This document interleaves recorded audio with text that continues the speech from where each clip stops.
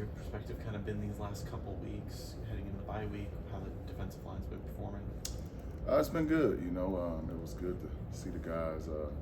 All of them kind of flash in some way, form, or fashion. So just want to continue to stay healthy and really enjoy this journey that we're on. Where have you seen the biggest growth from your group over the season? I would just say, just that when we roll guys, that guys are going into the game to make plays. Whether it's anytime we make a substitution, we feel like it's not just a guy out there lining up; it's a guy going out there trying to make a play, and that's how you really have true depth. And you kind of instill, that mindset that you might play less snaps than maybe you would elsewhere in past seasons, but when you're going out there, you're ready to make. I tell you what, it's a real close-knit group, so these guys encourage each other. They understand that we need everybody in the group to add value to this team, and they embrace that. They love to see each other going out there, and when you have something like that, when you have the unity that these guys have, it makes your team that much better. What's it been like watching Elijah Roberts do what he's done this year, just in terms of pressures and just disrupting things, and knowing where he came from as when he stepped on campus? Everything that he's put into it, you expect there to be a return on the hard work. The young man, he works his butt off. He doesn't, skip any step in the process. He enjoys practice. He enjoys weightlifting. He really works his butt off. So there should be a return on his work, and just it's awesome to see when a guy works that hard and he gets a return on it. You can sell that to the young guys. You can sell that to other guys that are part of your organization. The middle that you've had with Tank and Jonathan, has that been about as good as you hoped it could have been, or what's been your assessment of it to this point? Man, these guys, when I look at those two, I look at the run statistics. Those guys don't get the third downs; they get us to third down.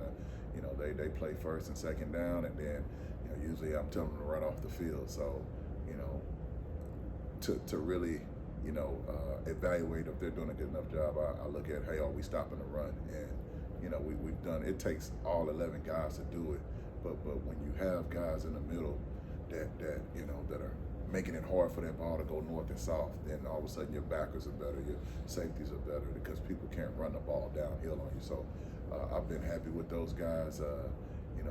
We call him Uno, Jonathan Jefferson. I've been happy with his progress, and just excited to have 300-pound guys that make it hard for you to move us up front. Do you think there's some sort of self-vindication for Jonathan, because he didn't get much of a chance in Georgia, and the fact that he's getting this kind of opportunity here, does he seem to be just playing more free? So when we talked about it, it was more about the guys that were in front of him were first rounders. He was a national champion before he came here, so he just wanted an opportunity. I think some of the teachings that he was used to was similar to what we're doing here, and that's kind of what made it a fit.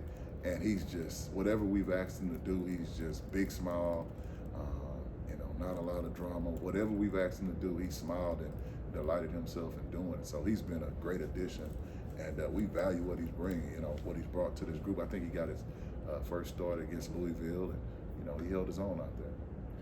I don't think we've touched on it a little bit. What has it been like watching Elijah Chapman and what he's been getting to do on Sunday? Man, just extremely proud of that young man. He worked his butt off. He was an alpha dog, and he got his opportunity and he made the most of it. And I knew that he could play football. I knew he was a really good football player. You didn't know whether he was going to get that opportunity. And man, he's connected to a higher source, and he got that opportunity and he made the most of it. So I'm not surprised by that part. He's strong, explosive, very smart, very durable, and just man, it just brings joy to your soul to see him out there playing every week. He's not the most prototypical NFL No. D tackle. What does it do when you've got a guy like that going and showing out the next level, and maybe scouts looking more at his Absolutely, he just opens up more doors for these guys that we have on the roster. But any of that 5'11", 5'10" and a half guy, that you know, he looks in the NFL, sees Elijah playing, and said, "Hey man, I can go harder. There is an opportunity for a guy like me." So he's probably inspiring more than just himself. So it's really he's a unique player. As strong as he is, and his mindset. Those are the things that kind of what pushed him over the top, and it's just awesome to see. Do you use kind of the bye week as a time to maybe help some of your players kind of look at where they need to be if they want to be the next Elijah Chapman or get closer No, to we the next level? use this bye week as time to self-reflect, self-scout, get healthy, and continue to move on. Just continue to not skip steps in the process, and make sure that we show our opponent that we respect them by preparing the right way, so that they see the best version of us. I talked to Coach Steinitz about this, but the bye week gives you guys a little bit more time to self-scout and kind of look ahead. You do lose quite a handful of guys on this defensive line. The portal season isn't really here, but how much are you starting to prepare for whatever that looks like, as far as maybe even reevaluating or tweaking what you look for in the portal? You're always recruiting, so that never stops. We between recruiting and preparing for the next opponent, that's week in and week out. So we have a bye week, probably get an opportunity to get out on the road and see some guys, but that never stops. Every week, you constantly figure out how can you upgrade your roster and coach and develop the guys you have, but how can you be better? And the thing that you draw great experience from is that the guys we went and got, they all added some type of value to the group. So we have a formula, and we feel like we need to stick to it. Kind of confirmed that we have the right formula. Is the film on BC much different than what you guys experienced last year in the bowl game? No. They're big. They're physical. They seem like a tough football team. They can run the ball. They got great schemes, great coaches, and then they have the wild card back there. The quarterback is very athletic, and he hurt us at times last year scrambling, and they grab your attention really quickly.